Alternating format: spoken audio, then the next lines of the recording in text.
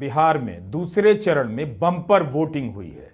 पहले चरण में बिहार में मतदान 64.66% ही हुआ, लेकिन दूसरे चरण में 5 बजे का जब आंकड़ा आया उस समय तक 67.14% मतदान हो चुका था।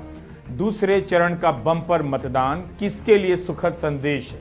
तेजस्वी दावा करते रहे कि यह आंधी उनकी सरकार लेकर आ रही है।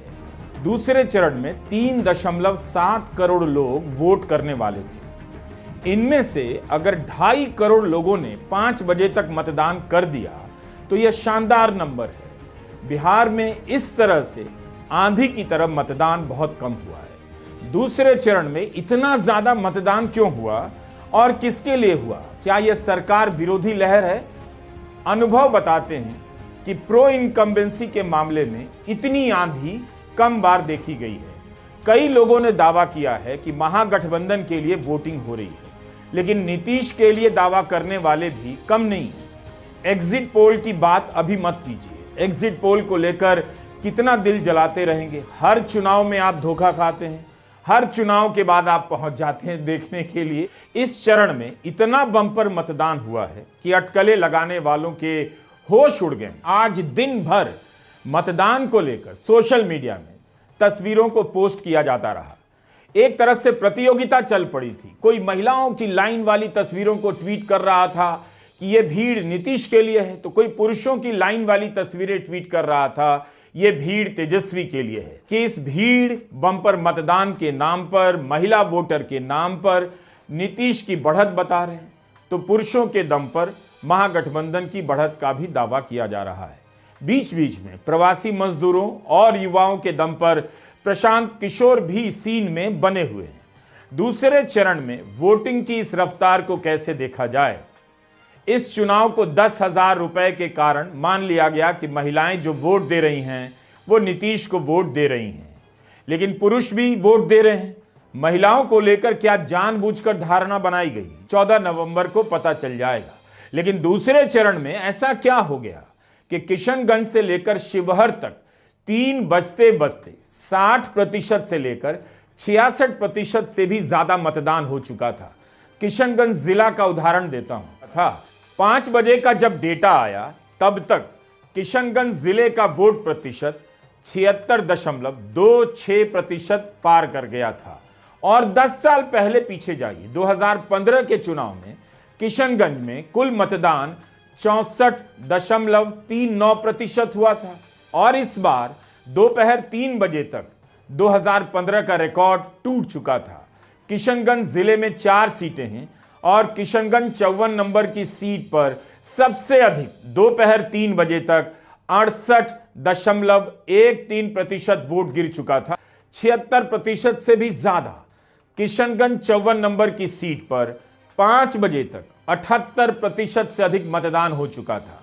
कटिहार जिले का उदाहरण लीजिए। 11 नवंबर को दोपहर 3 बजे तक यहां 63.80% मतदान हो चुका था। कटिहार जिले में 5 बजते बजते 75.23% मतदान हो गया।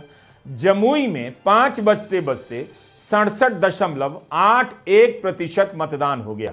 जैसे ही मतदान में तेजी की खबरें आने लगी, सारे खेमे अपनी अपनी सरकार बनाने का दावा करने लगे और इस दावेदारी में एक दूसरे के प्रति अपनी नफरत का भी इजहार करने लगे। सम्राट इतने जोश में हैं कि अपनी नफरत, अपने विरोध को नफरत में बदल देते हैं और लालू यादव को कैक्टस के रूप में दिखाते हैं। बिहार के उप मुख्यमंत्री सम्राट चौधरी ने ट्वीट की है। कैंची से कैक्टस रूपी लालू प्रसाद को काटते हुए दिखाया गया है।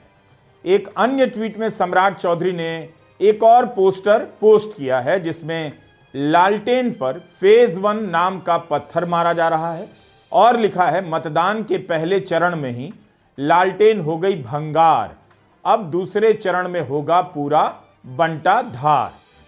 अपने ट्वीट में लिखते हैं, बिहार ने कर दिया सफाया, फिर नहीं लौट कर आ पाया। आज दिन भर अफवाहों का भी बाजार चलता रहा। खूब ट्वीट होते रहे कि लोजपा को जदयू वाले वोट नहीं दे रहे हैं तो सहनी के वोटर राजद को नहीं दे रहे। यानी हर पक्ष आखिरी दौर में लगा रहा कि वोटर उनकी बातों को सुनकर उनकी तरफ चलाए, जो उधर जा रहा था इधर आ जाए। 10 नवंबर की शाम से ही अफवाह उड़ी कि मुकेश सहनी महागठबंधन से नाराज हो गए हैं। उनके समर्थक एनडीए के पक्ष में वोट दिला रहे हैं।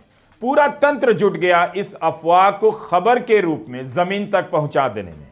इसके बाद मुकेश सहनी पूरी रात खंडन करने में जुटे रहे कि वे तो महागठबंधन के साथ हैं, बल्कि उप मुख्यमंत्री पद के घोषित उम्मीदवार हैं। जब तक तेजस्वी मुख्यमंत्री नहीं बनेंगे, मुकेश सहनी चैन से नहीं बैठने वाले हैं। हम और आप केवल इसे अफवाह के रूप में देख रहे हैं। हो सकता है कि जमीन पर इन सब बातों का भी कुछ असर हो। यानी दूसरे चरण में बीजेपी और जेडीयू की तरफ से दिखाने की पूरी कोशिश हुई कि दोनों में कोई मतभेद नहीं है, फिर भी नीतीश कुमार के नाम का औपचारिक ऐलान नहीं हुआ। यह बात भी समझ से परे है। बजे तक शिवहर, पूर्वी चंपारण, पश्चिमी चंपारण में 61% से भी अधिक मतदान हो गया। 5 बजे का जब डेटा आया तो पूर्वी चंपारण में 69.31% मतदान हो चुका था। पश्चिमी चंपारण में 69% वोट पड़ चुका था। मोतिहारी में 70% से अधिक मतदान हुआ। महिलाओं का हिस्सा कितना है पता नहीं। क्यों पता नहीं है? क्योंकि अभी तक पहले चरण में एक विधानसभा में महिलाओं का वोट प्रतिशत क्या रहा है, चुनाव आयोग ने इसका डेटा नहीं दिया। इसका डेटा क्यों नहीं दिया गया? किस तूफान और आंधी को रोकने के लिए ऐसा किया गया होगा, यह भी अटकलें चल रही हैं। चुनाव से पहले 30,000 करोड़ रुपए अलग अलग योजनाओं में बांटे गए। इतने पैसे के खिलाफ क्या तेजस्वी जीत जाएंगे? अगर जीत गए तो उनकी जीत 30,000 करोड़ की राजनीति के खिलाफ होगी, और नहीं जीते तो पैसा जीत जाएगा।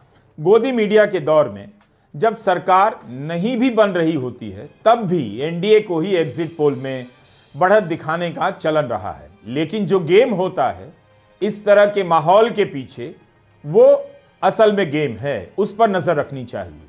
आज के दौर में चुनाव आयोग की विश्वसनीयता इतनी कम है कि कुछ भी कहना मुश्किल है। जिस चुनाव के बारे में कहा जा रहा था कि जनता में जोश नहीं, किसी की लहर का अंदाजा नहीं हो रहा था, कम से कम यह बात आज के दिन दूसरे चरण के मतदान के बाद गलत साबित हो जाती है। अगर जनता में जोश नहीं था तो दूसरे चरण में इस तरह से मतदान नहीं होता। इसका मतलब यह है कि जनता में चुनाव को लेकर जोश था, उसे इस चुनाव में एक बड़ा फैसला करना था। अगर जनता उदासीन होती तो इतनी वोटिंग नहीं होती। नमस्कार, मैं रवीश कुमार।